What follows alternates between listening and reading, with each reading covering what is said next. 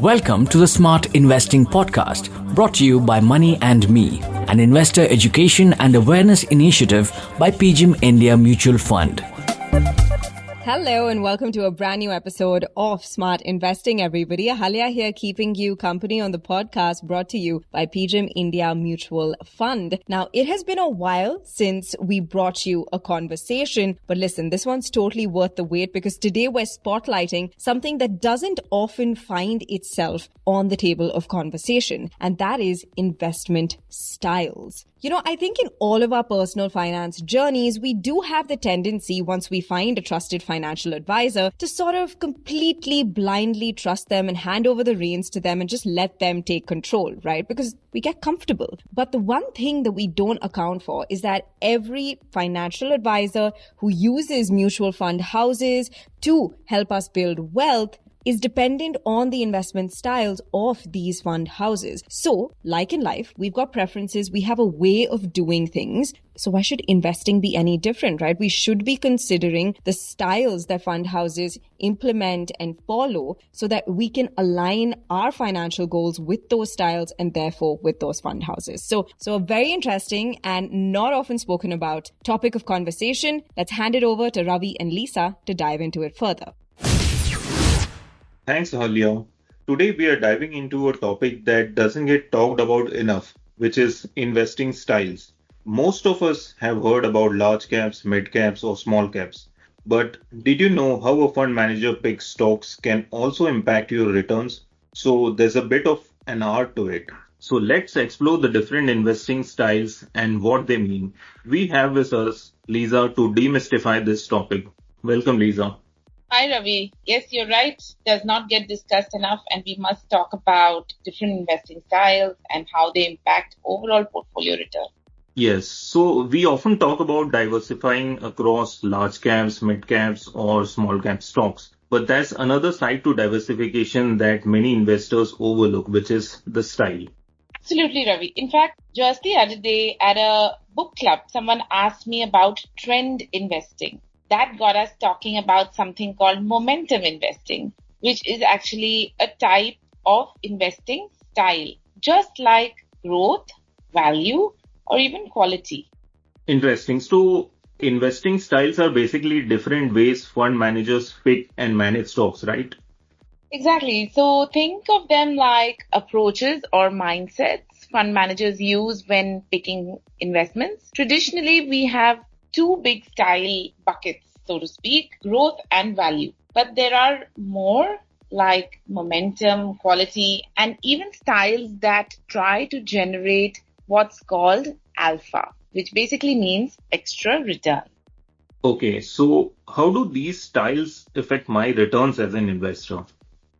Okay, so in the short to medium term, say 2 to 5 years, investing styles can have a big impact on returns. Some styles work better in certain market conditions. So, for example, when the economy is booming, growth stocks might do well.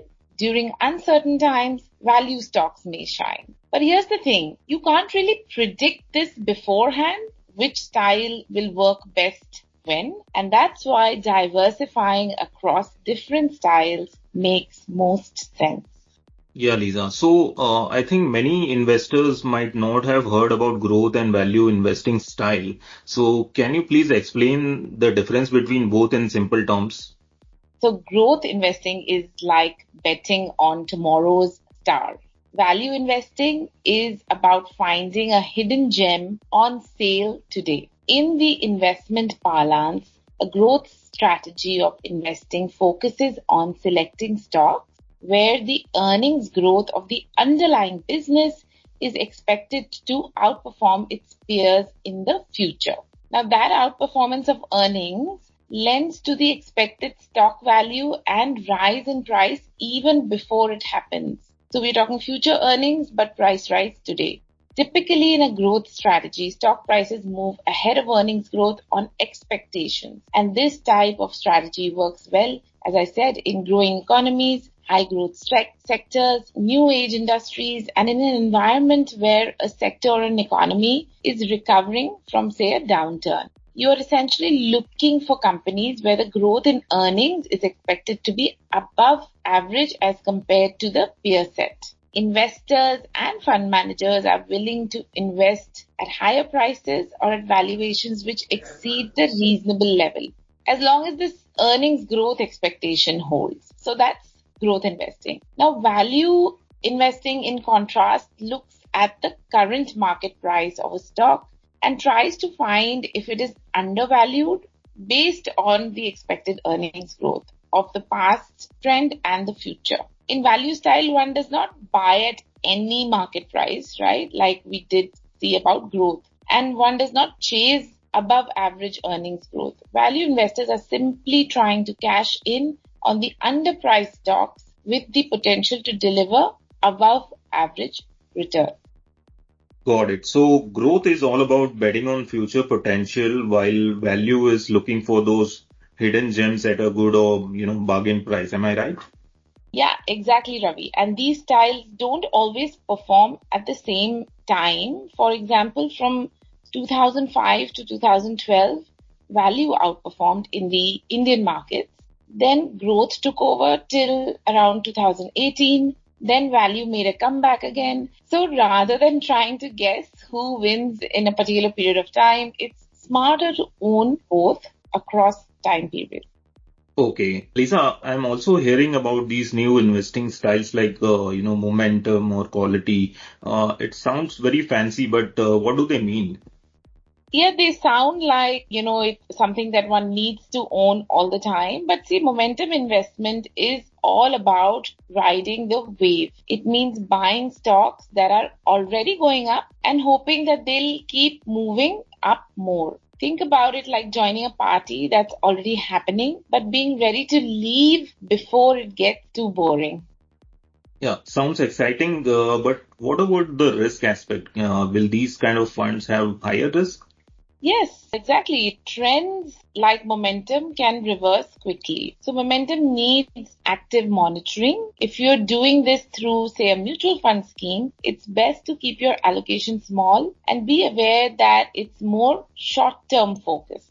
Now, quality investing, also you asked about, is more patient. It's like choosing companies that are strong, well managed, and financially healthy. These are the good students, so to speak, of the market. They may not be the cheapest, but they're more reliable over the long term.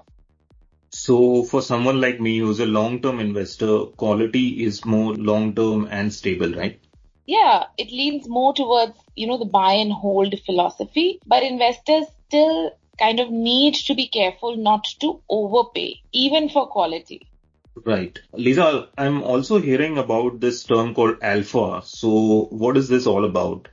Alpha is just a technical way of saying extra returns over the benchmark. Funds that try to generate alpha usually use a mix of styles like momentum and growth. But remember, markets are unpredictable. Sometimes alpha funds do well, sometimes they don't, just like any other scheme. So again, don't put all your eggs in one basket. Right. Lisa, there are many different kinds of funds in the industry. So how do I know what style my fund is following? So if I'm investing in a mutual fund, how do I know which style my fund is following? Is there a way to find out? So the investment style and strategy is usually mentioned in the scheme's offer document, the scheme information document, and it will be mentioned like if it's called a value fund or momentum fund, then you know that it's in the name itself. In other cases, it depends on the fund manager's personal style. If they've been around for a while, then they do have a unique style. Some fund managers only follow growth, some fund managers only follow value. For regular investors, it's not always obvious, and not everyone will go into the scheme information document to find out what style the fund follows. That's where a financial advisor can help. But a simple trick is to diversify across different fund houses and fund managers. That way you naturally get a mix of styles. Right. Lisa, equity mutual funds are mostly, long-term products. You hold them for 5 years, 10 years, 15 years. So are some styles better suited for like long-term investors?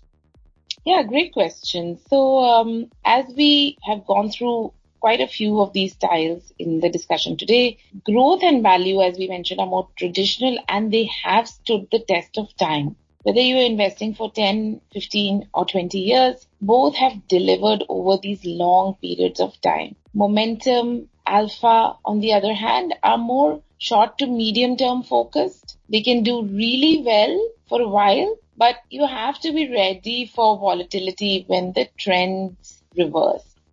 Yeah, great, Lisa. So I think today's podcast was a little bit technical, and I think if investors spend a little more time, researching about funds and what style they are following, I think they'll be able to, diversify across styles. So I think we have covered a lot of ground today, and I would like to summarize my learnings from our conversation. So the big idea is this: don't put all your money in one investing style. Diversify across sectors or market caps. After this is done, diversify across growth, value, quality, and even a little bit of momentum. So each has its time in the sun, and together they can smooth out your ride. I was looking at some data and I found that high quality stocks were favored by investors when they were bearish, and quality tends to have low return volatility. And in bullish markets, momentum may give the strongest performance. And if you find it difficult to understand what style your fund follows or how to identify different styles, it's best to consult a trusted financial advisor who can find the right fit for you. So that's what we have for this episode. Thanks, Lisa, for this insightful conversation. Thank you, Ravi. Thank you for having me. So interesting, right? And very important for us to think about. Thank you so much to Ravi and Lisa for that deep dive. Short and sweet is how we're keeping it on today's podcast, but it's quality over quantity, right? I really hope that you all took something away from the conversation today and that it's given you better insight into the different investment styles that surround us, how to identify and recognize them, and how you can align your own financial goals with these investment styles and vice versa. We'll catch you very soon with another podcast, but in the meantime, happy investing. Mutual fund investments are subject to market risks. Read all scheme-related documents carefully. You are listening to the Smart Investing Podcast, brought to you by Money and Me, an investor education and awareness initiative by PGIM India Mutual Fund.